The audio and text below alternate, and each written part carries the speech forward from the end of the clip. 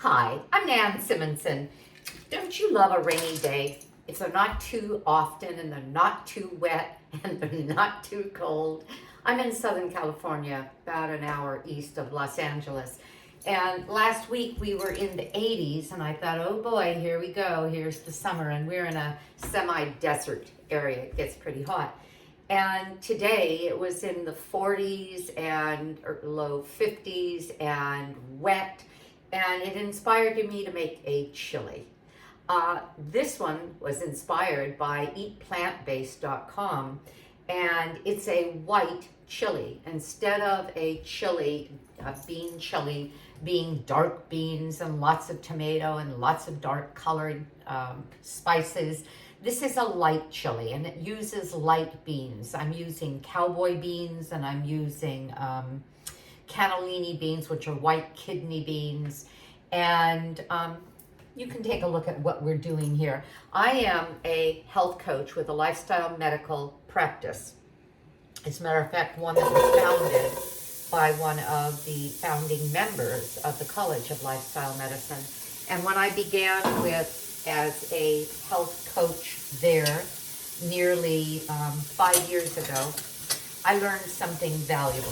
I learned the lifestyle pillars that can let us go decades longer than we would have in great health. And how do I know that? I see it all the time. I'm watching the standard American diet affect the standard American body, and we are getting bigger and sicker and earlier to experience chronic diseases like diabetes and cardiovascular disease than ever. And then I see our patients sometimes coming in very sick, sometimes coming in at the beginning of all of these maladies. Absolutely, in either case, turn it around because of lifestyle. Well, one of the pillars of lifestyle medicine is a plant-strong, plant-centric, plant-exclusive diet. Whichever way they go, the best way to go is completely plant-based, which I did 5 years ago, actually just before I joined the practice. So what I have done, because my focus is very similar to that of Chef AJ in this space, this plant-based space, and Tammy of Nutmeg Notebook, and Plantable Kiki, and so many of the others who are plant-based. I consider processed oils, all oils other than olive oil, and even then olive oil would be better replaced with olives, to be not whole food. I want my food to come as close to nature as possible. So you'll see that I'm sauteing onions, but I'm sauteing them in a dry pan. I'm going to put a little bit of broth, and even my broth I make in this same pan a few days ago. I just emptied a 1 gallon Ziploc freezer bag out of the freezer because it was packed with things like my old bunch of cilantro and parsley and the ends of vegetables and the peels of carrot, for example, and even white potato. And I made a big pot of stock. A lot of that goes in the freezer, but I decided, and this was the point of the beginning of my intro, this was a cold day. I had all this stock. I hadn't frozen it yet. Why not make something that can take me through many meals? If you're going to make a mess, make it worth messing up the kitchen with lots of meals. So always do more than you need for one meal. Why not? What's happening, especially after I put a little bit of broth into this hot pan with onion to deglaze it, and deglazing means that all of the sugars from the onion that stick a little to the pan bubble up when they are in contact with the broth. We start getting a caramelization, and can you see that? It's already browning beautifully. People put oil in the pan, hundreds and hundreds and hundreds of calories of oil per every recipe they make, per every item they serve at a meal that isn't necessary. And that leaves more room calorically. I don't count calories, but there's only so much we can eat before we start either putting on the pounds or eating too much. I therefore get full nourishment from everything that I eat because it's all whole foods that are plant-based, loaded with vitamins, minerals, phytonutrients, that means plant nutrients, phytochemicals, that means plant chemicals, like polyphenols. A lot of our pharmaceuticals are made from plant sterols and plant polyphenols. And then they make a lot of money on it. We'll just eat the plants. Okay, browned onions. I'm gonna now add celery. This is such a hearty soup.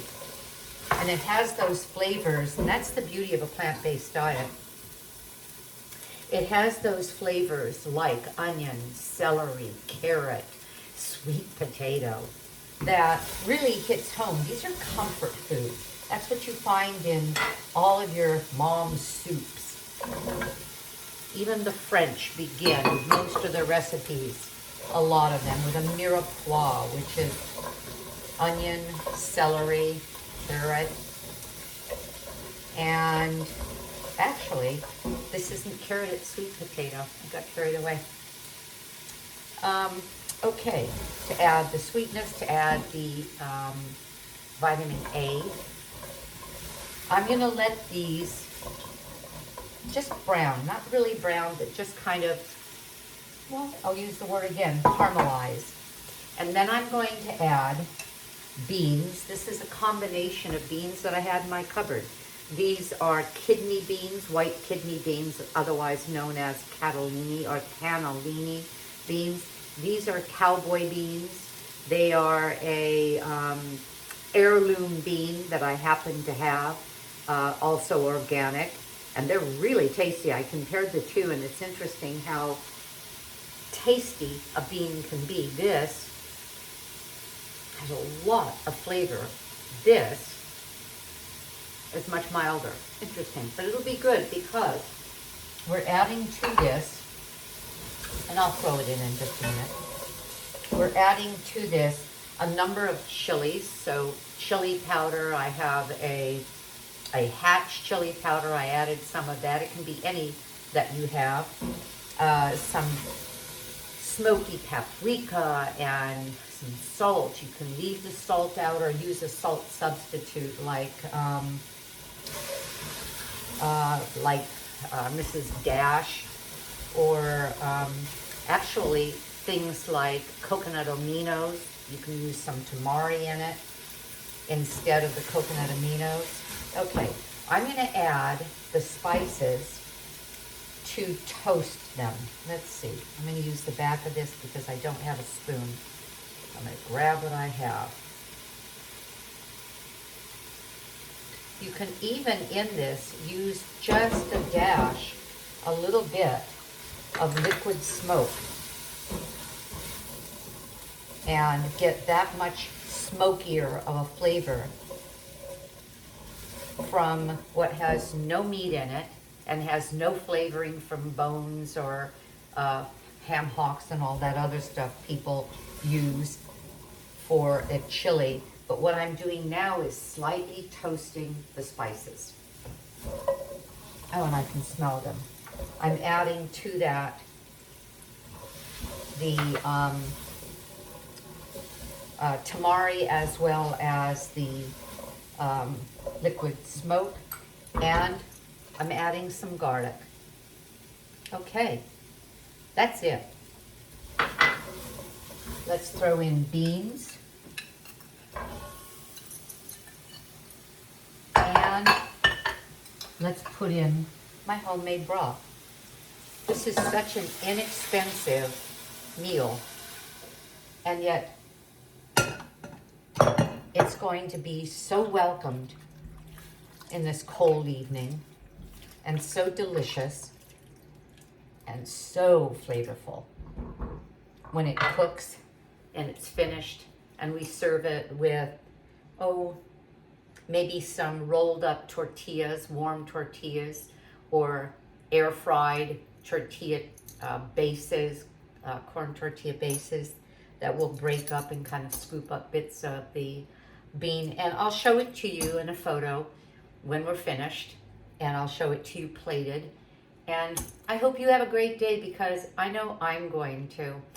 In the spring, we don't know if it's going to be hot or cold. It varies. And so why not make a pot of delicious soup? Have a great day, because I know I'm going to. I'm back because after I signed off, I got inspired to do some other things. I like a little more color in a soup or a stew. So I chopped up a half a bell pepper, red bell pepper. Then I got even more carried away, and I thought, you know what would be really nice in this is roasted corn. And I buy bags of frozen roasted corn. You can buy them from most markets. I get it from Trader Joe's, and I put in about 1.25 cups. Now, this entire recipe is double the one that inspired me, so I'm going to give it to you just the way I do it.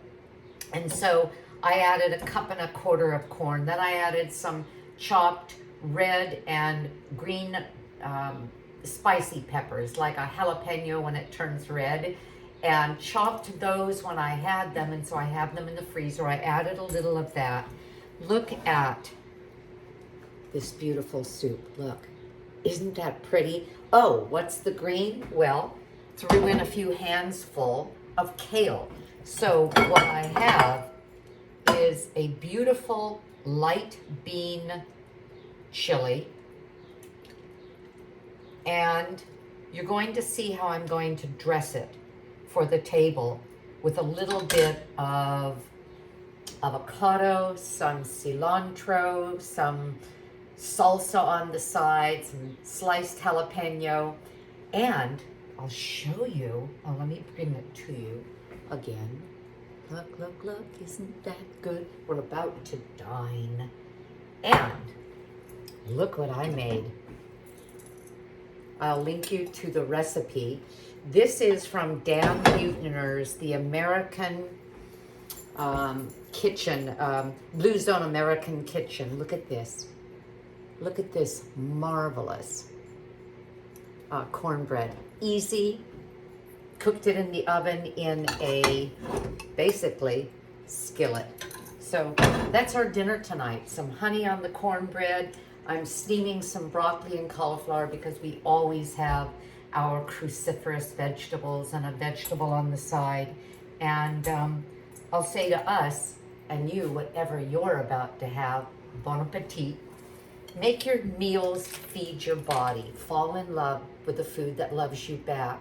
At 72, I hope I have decades more because of this kind of food, and you can too. Consider reading Aging Powerfully. I wrote it with that in mind, with the pillars of health, as outlined by the College of Lifestyle Medicine and the practice with which I work. Have a great day. I'm certainly going to. Bye-bye. Uh-oh. Well, goodbye.